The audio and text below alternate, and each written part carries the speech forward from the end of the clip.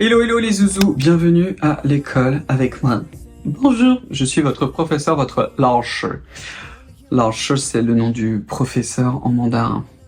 Je vais aujourd'hui vous faire une vidéo un petit peu scientifique. J'ai tout le temps cette question. Cyril, le rétinaldéhyde, c'est mieux que le rétinol. Je l'ai lu sur un blog. Depuis quand les blogs sont des sources d'informations valables? Oui, je suis d'humeur un petit peu à dire des choses toxiques aujourd'hui, mais c'est vrai. Je vais vous montrer des petites choses qui font partie un petit peu de mes réflexions scientifiques, entre guillemets.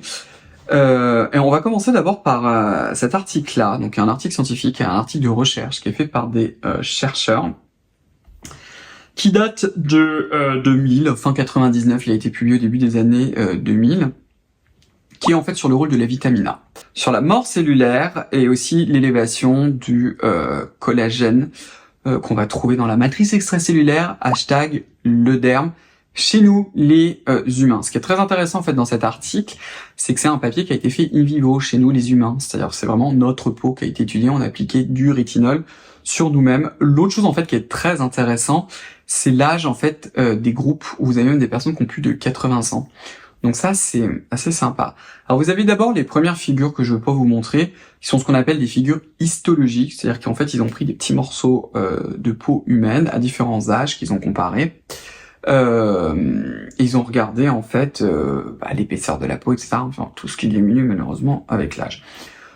Je veux pas vous en parler, mais ce que je vais vous montrer par contre, et c'est ça que je trouve assez joli, c'est cette figure que vous voyez là, donc c'est la figure 8, qui est en fait une peau d'une personne de 80 ans, enfin d'une des personnes de 80 ans, parce qu'ils n'ont pas fait que sur une personne, qui a été en fait traitée avec du rétinol.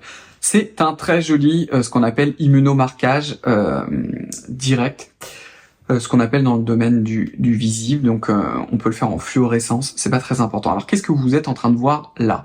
Ce que vous voyez en fait c'est une tranche de peau, c'est-à-dire qu'on a pris une petite tranche de peau qu'on a fait toute fine comme une tranche de jambon minuscule, et en fait ils ont coloré d'abord les tissus. Alors ce que vous voyez en fait en bleu, à gauche et à droite, cette petite couche qui est toute petite à gauche et à droite qui est beaucoup plus épaisse, c'est ce qu'on appelle l'épiderme. C'est là où vous avez toutes vos cellules vivantes et ce sont ces cellules-là qui fabriquent votre barrière cutanée que vous touchez avec votre doigt. Et dessous, ce qui est majoritairement blanc, en fait, où il y a très très peu de cellules, vous voyez peu de bleu.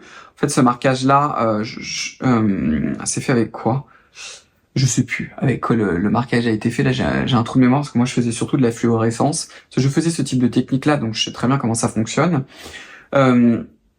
Pour cette technique-là, en fait, on peut marquer certains composants. Donc ça, ce sont les noyaux cellulaires.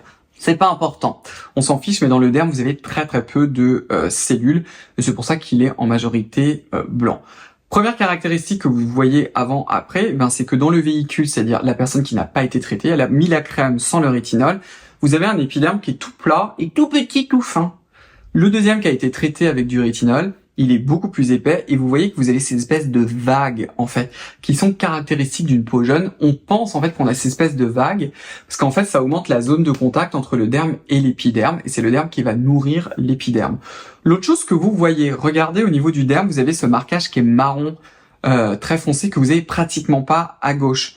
Ça en fait c'est un marquage qu'on appelle au pro-collagène. En fait, ce que ça vous montre, c'est que quand on applique du rétinol sur la peau humaine, on a une augmentation en fait de la production du rétinol vraiment in vivo. Pour de vrai, malheureusement, en cosmétique, c'est pour ça que je voulais vous montrer vraiment cette figure et c'est tout l'enjeu en fait de cette vidéo. C'est le genre de données en fait qu'on a pratiquement jamais. Souvent en fait ce qu'ils vont faire, c'est qu'ils vont prendre par exemple les cellules directement du derme, les fibroblastes, ils vont leur mettre du rétinol, du ci, du cela et du machin, ils vont regarder si c'est du collagène. Ce qu'on ne fait jamais comme ça. Vous n'allez pas vous auto-injecter le rétinol dans votre peau. Vous allez le mettre à la surface de la peau. Donc si ça passe pas à la surface de la peau, ou même si ça passe, mais que ça reste au niveau de l'épiderme, ça va servir à rien. Là, vous avez vraiment une démonstration. Alors, c'est l'une des nombreuses démonstrations, vous en avez beaucoup d'autres, pour vous montrer que l'application du rétinol sur la peau humaine, vraiment chez nous, ça fonctionne. Ça stimule la production de collagène. Ils l'ont fait aussi pour l'acide hyaluronique. Ils l'ont fait pour l'élastine, etc. Je vous montre cet article-là parce que c'est des jolis marquages.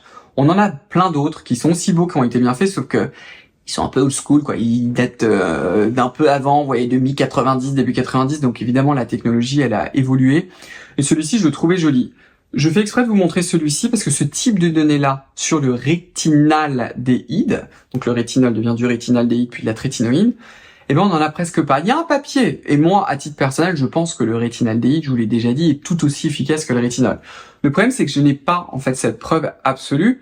C'est pour ça que même moi, même pour ma propre marque, dans les produits que j'utilise pour moi et que je recommande à mon entourage et bien évidemment à vous, parce que je vous traite exactement comme je traite les gens autour de moi, je vous recommande avant tout le rétinol parce qu'on a vraiment ce type de données-là. C'est pour ça que je voulais exprès vous montrer pour cette vidéo une de ces figures-là, parce que je trouve ça très très parlant, et c'est ce type de données que j'aimerais voir beaucoup plus en fait en in vivo chez nous, et que ça vous montre entre guillemets que ça marche. Alors c'est que l'une des figures, hein. Je vous montre ça, mais je vais pas vous faire une vidéo ultra lourde, ultra scientifique, même si vous savez que j'en suis capable. Hein. Donc écoutez, voilà tout pour aujourd'hui. J'espère que cette petite vidéo très scientifique vous a plu. Si tel est le cas, donnez-moi un pouce bleu, abonnez-vous, enclenchez la cloche de notification, rejoignez-moi sur Instagram, suivez aussi l'Instagram de ma propre marque qui est sila.beauty, puis on va se revoir très très vite pour une prochaine vidéo. Prenez bien soin de vous et surtout profitez bien de votre été. À très très vite, au revoir, bye bye. Only knows, only knows.